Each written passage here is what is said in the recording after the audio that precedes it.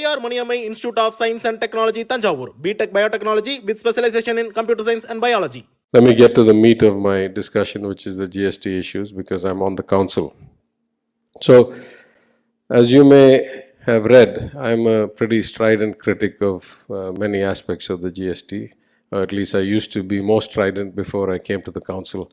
Now I have to be a bit self-constrained, not to alienate my fellow members.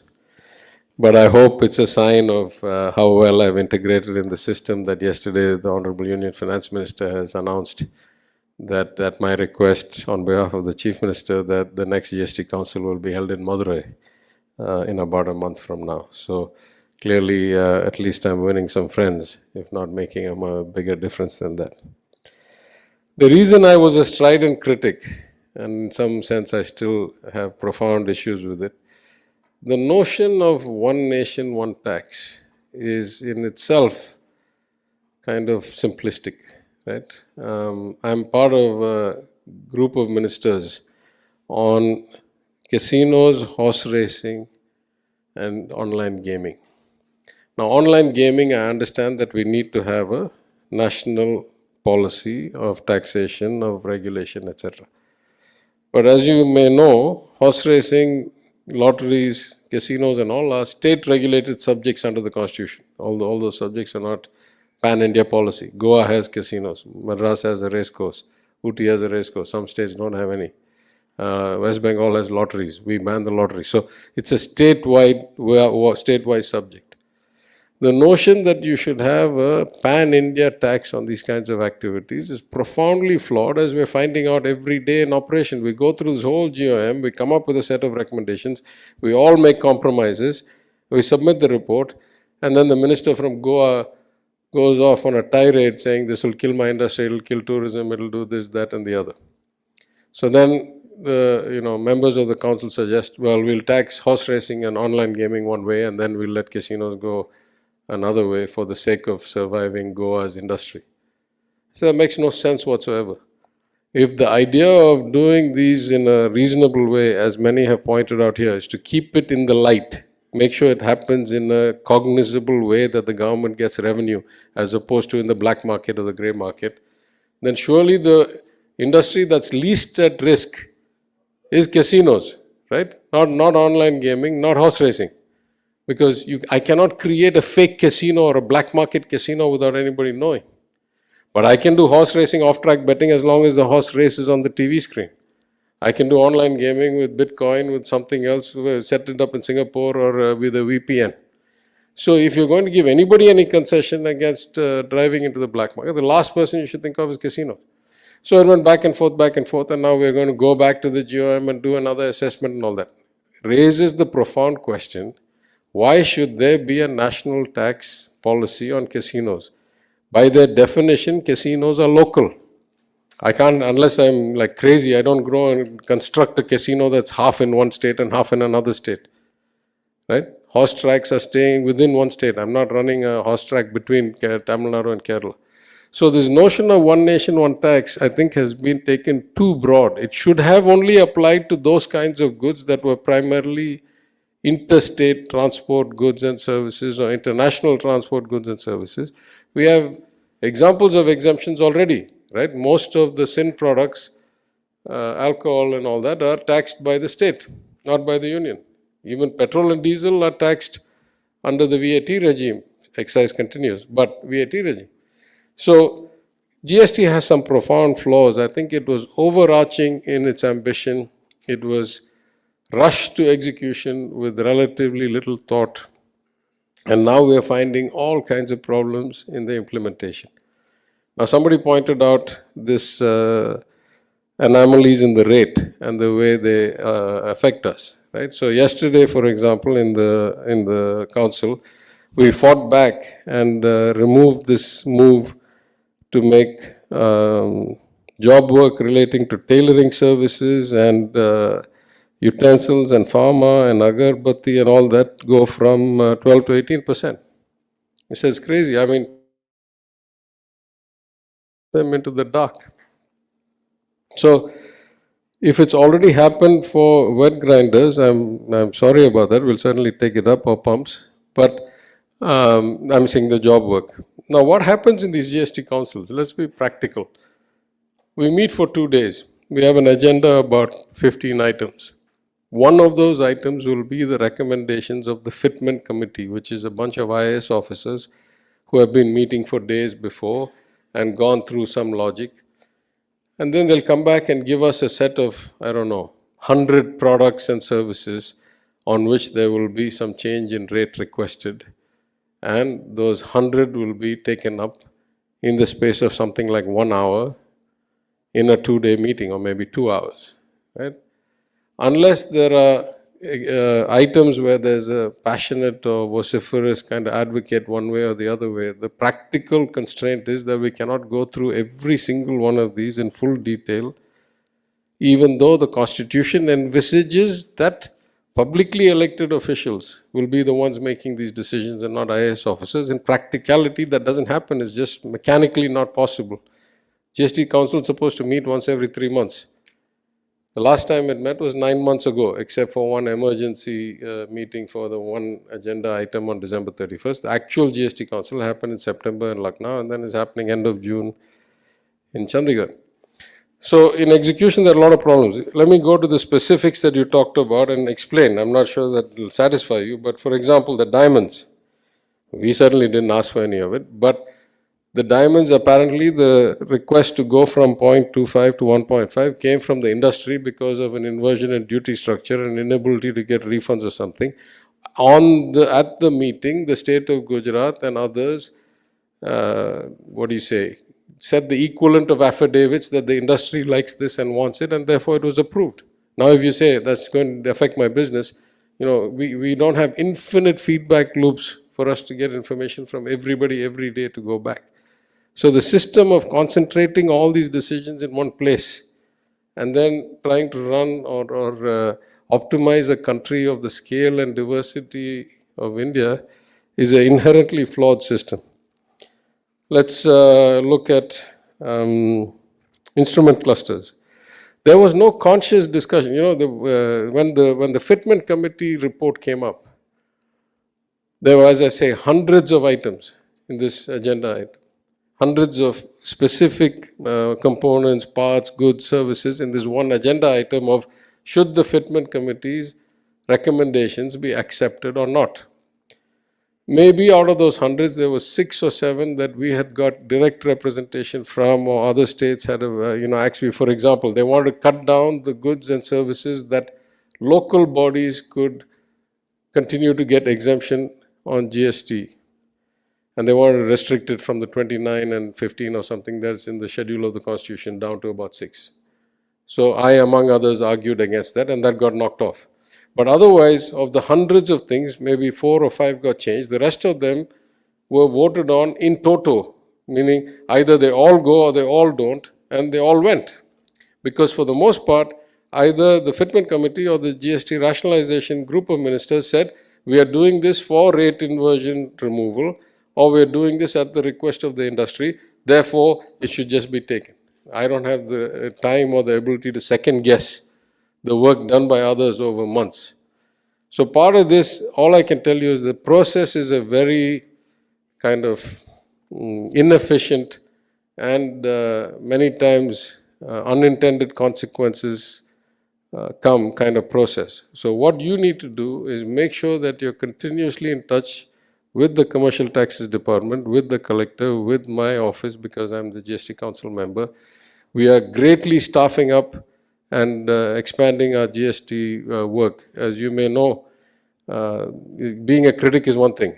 Doing something about it is something else altogether. So what I've done, instead of just being a critic, I've announced in the Assembly, we're going to set up a committee to look at fiscal federal relations broadly, but mostly GST, headed by eminent lawyer Arvind Dattar. We put the committee in place. We're getting IRS officer from the GST system as on deputation. She's going to join very shortly. We have set up some support systems for them. We're going to give them some specialists, some interns, some auditors, some lawyers. And we are going to start doing the work that the GST Secretariat in Delhi otherwise ought to do, to start looking at profound issues and how we can improve the process. So This is a very complex issue.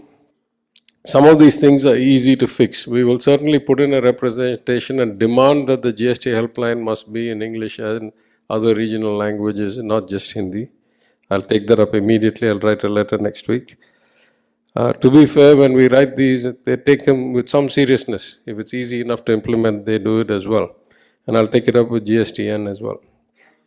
In terms of the administrative tribunals, it came up for discussion yesterday, and we were presented with kind of a fait accompli that the model of the Central Administrative Tribunal for GST 80 should be this way because this court judgment says that and that court judgment says this and all that. And we were asked to kind of sign off on setting it up on that model. And I objected, many people objected, but I started the objections by saying this is such an important issue that it makes no sense that we take some judgment and some other judgment and put it across some template and then go from there. So this requires a profound rethink, and therefore please constitute a separate group of ministers that will go into the design, come up with what should be it's one thing to write it into the law 5 years ago. It's not been implemented for 5 years. Now, why should I rush to do it in 2 weeks if it's not been implemented already in 5 years? I'm going to start from scratch, say, should there be only one central GST tribunal, or should there be every state have an administrative tribunal, just like an appellate tribunal, just like a VAT regime, as somebody raised here. So we are all for having GST state appellate tribunals with state High Court selected judicial members, state technical specialists like we have in the VAT, and after this they can go to some central GST 80. So if you don't get the design right first, if you allow this kind of, let's show that we're doing something kind of activity, it'll come back to haunt us for years to come. Many of these decisions have been taken that way. So at least we got now a group of ministers who is going to work on this. Surely we will all have the input, and I can guarantee you that we will not allow for this kind of piecemeal or ad hoc. You see, the lines between the judiciary and the executive are getting blurred all the time. As I understand in the Constitution, legislators who are elected by the people get to create the law, get to make the constitutional amendment, get to pass a bill. Those who think that they are not fair or not in compliance with the Constitution can go and approach the courts. We cannot be designing an entire process, an administrative process, based on a court order that says you shall have these many members, this shall be the selection committee, that shall be the compensation, that shall be the removal. This is not in the realm of the judiciary. It is an administrative function that needs to be done by elected representatives in the administration of a government. So we will get that right, I hope, but we are certainly going to make a much better attempt at it than the proposal that was presented yesterday. So hopefully we'll fix that problem as well. In terms of other things on the GST, yes, there is an inflationary trend. Again, this is a profound philosophical difference, right? I have said in many forums, I say it here again, the recommended guideline for the ratio of direct taxes to indirect taxes in the revenue of any government is 60-40. Because by their very nature, direct taxes are progressive or can be progressive. I know who I'm taking it from. I know how much money you make. I can increase the rate at which you pay as you get better off. That's true for income taxes. That's true for corporate taxes. That's true almost all over the world. Indirect taxes, particularly point of sale taxes like GST, are inherently regressive. I don't know who's buying how much petrol. I don't know who's buying how much food. And if I tax those at higher rates, I can guarantee that poorer people spend more of their income on food, on petrol, on services that are taxable than rich people who otherwise invested, buy real estate, put in capital, projects, stuff like that. So the ratio recommended is 60-40, 60% direct, progressive, and 40% indirect, which is inherently regressive, but obviously comes off a much bigger base. In fact, we were not that badly off. We were about 55-45 or 57-43 in 2014. In the last 8 years, we have gone almost exactly the opposite way. We are about 57-56% indirect, over-reliance on GST, Therefore, the need to do inflationary rate rationalizations. So this is a big problem because the states have some input into the rate of GST, but we have zero input into the rate of income tax. We don't get to decide who gets what exemption. No other country in the world has an income tax exemption limit that is 3x, 2x, 5x the per capita income. Every other country in the world, I'm not saying what the rate of tax is, but for you to have to file a tax return and show at least pay some 2 rupees, 10 rupees, whatever, that cutoff of exemption to filing is usually some small of per capita income. In our country, it's 200 or 300%. Then how are we expecting to get proper compliance? How are we expecting to keep a proper ratio? So these are not issues that are easily fixable at the kind of last mile on what should be the discussion in the GST Council, whether the rate is A or B. The union government sets its target based on its philosophy of what kind of taxation it wants to do. We don't get control over many of those levers. And then we have to work within the framework of that and try to get the best outcome for our people. So I just want to leave you with realistic expectations. It's not that we are able to do chisel level selection and kind of optimizing of GST rates. The process and the system doesn't allow for that. There's only the hammer approach. And the hammer approach, as you know, very often results in not so great outcomes. But I don't want to kind of end on a bad note. I'm just being realistic to tell you what are the limitations, what are the capabilities, what are the kind of avenues.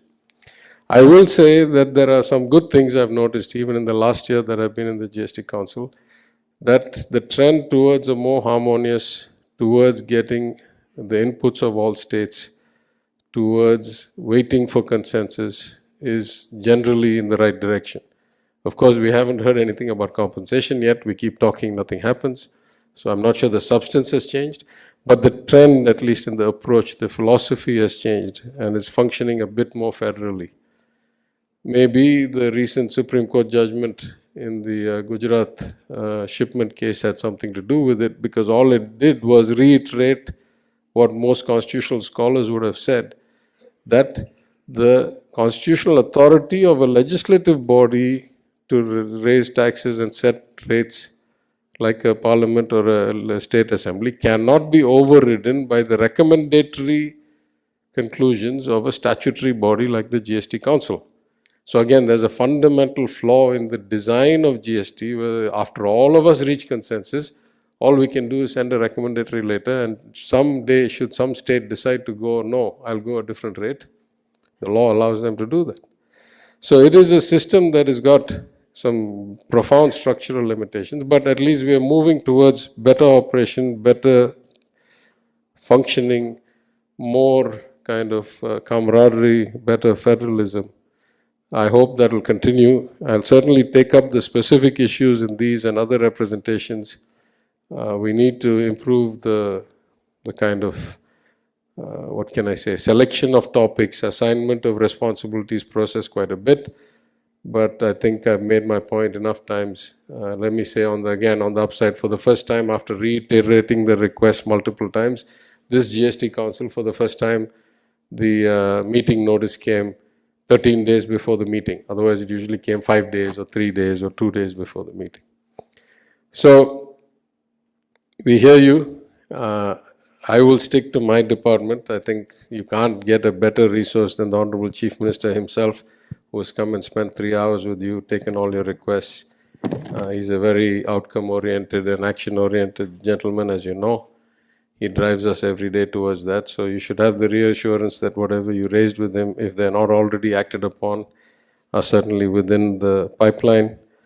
What is within my department or my departments or with the MSME, I'll certainly work on, partly because of my role, partly because I'm chairing the SLBCs these days, partly because of the GST Council.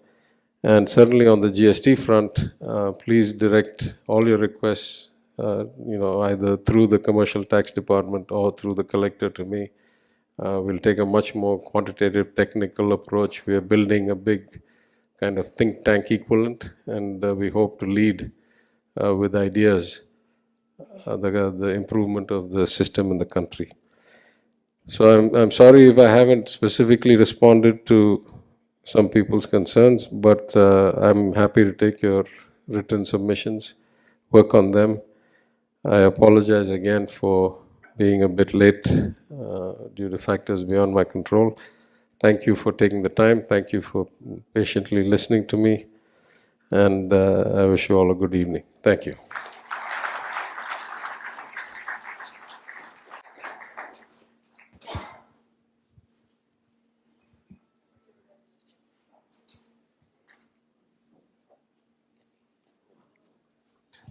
Thank you, sir, for the extensive. And it's an enormous task. And we are very, very happy a person of your caliber is representing us, and especially the challenges that we are all facing. And we wish you all the best as you continue to represent the challenges going forward. Now we'll open the floor for a few questions. We have 10 minutes, and if you can just restrict again the question to 2 minutes or your concerns, we would really appreciate it. Please stand from where you are or raise your hand. We'll pass over the mic. Vanakkam, sir. Very good evening to you. My name is Sudhakar. I'm from Turbo Engineers. I'm also past chairman for CII MSME.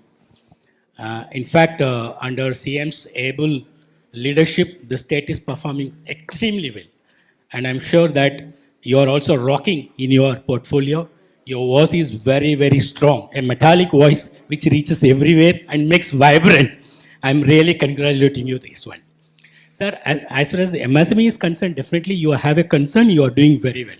But I have only one important request for you.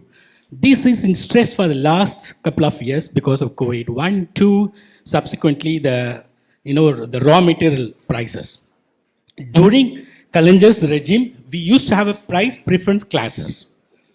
Nowadays, it is not being there, sir. We have been requesting the government to introduce, because Tamil Nadu government is the biggest procurement agency in this state. So we need this SOP to MSME, which will be the great help for MSMEs to survive and sustain, sir. A price preference class. Because so the corporate, their procurement price is different, whereas MSME's procurement difference. The financial cost is different, MSME financial cost is different, sir. This we need from the government, from under your leadership, sir, please. Thank you so much. Good evening, sir. I'm Mithun Ramdas once again. Sir, you had mentioned to us clearly the challenges that you face in the GST Council while approving the various tax revisions. But there are some genuine, while the IAS officers look at only the government revenue numbers, there are some cases where the farmer and the end consumer is really impacted, and thereby the industry being impacted. The GST increase in pumps being a classic example. Is there any way for us to take it up such that it reaches the council and where it can be reversed? Yeah, there's always room.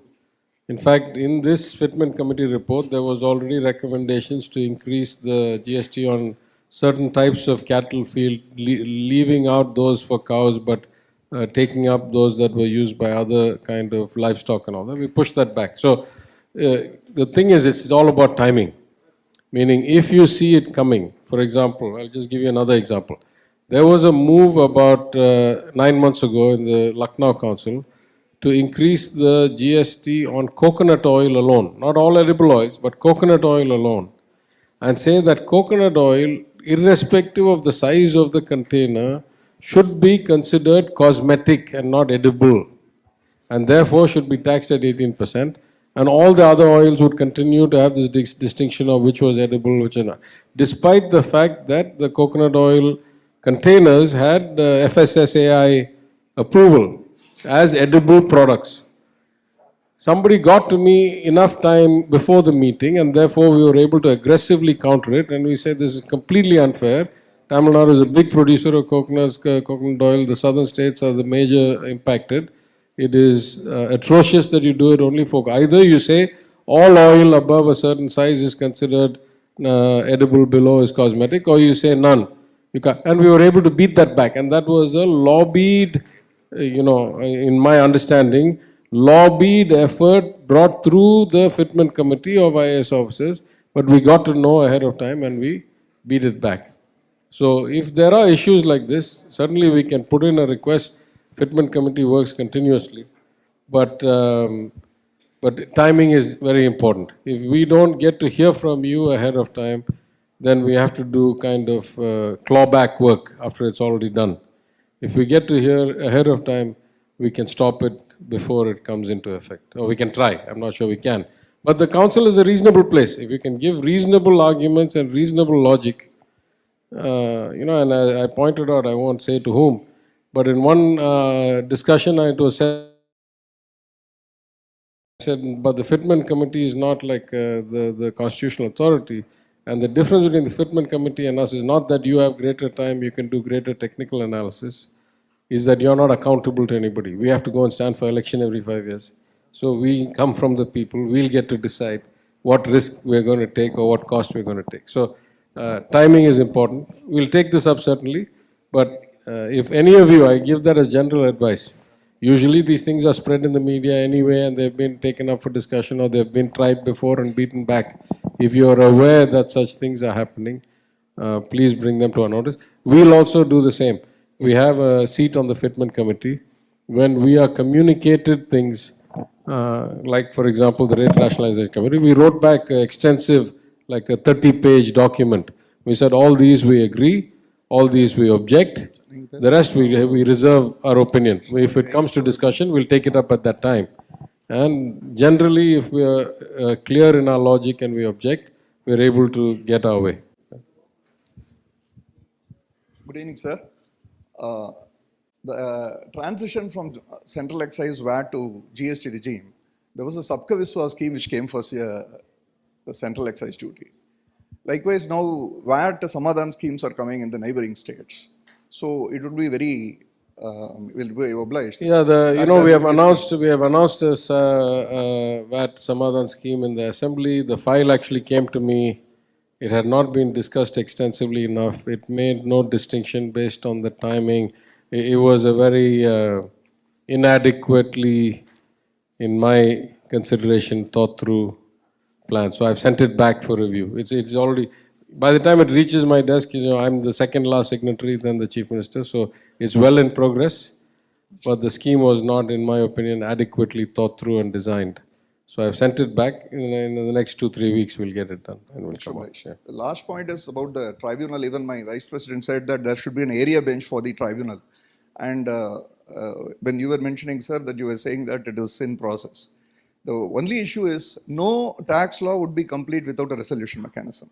And the only resolution mechanism is the first, because after an adjudication and a first appeal before the department, where it is kind of always biased, the first proper judiciary is the GST tribunal, which we had seen in Sestat in central excise. Now, this being delayed for over 5 years now, and an interest of 18%. Sir, I can't control what has already happened in the past. No, I'm telling you that I'm telling you 2 or 3 things. I'm telling you we will get the tribunal done.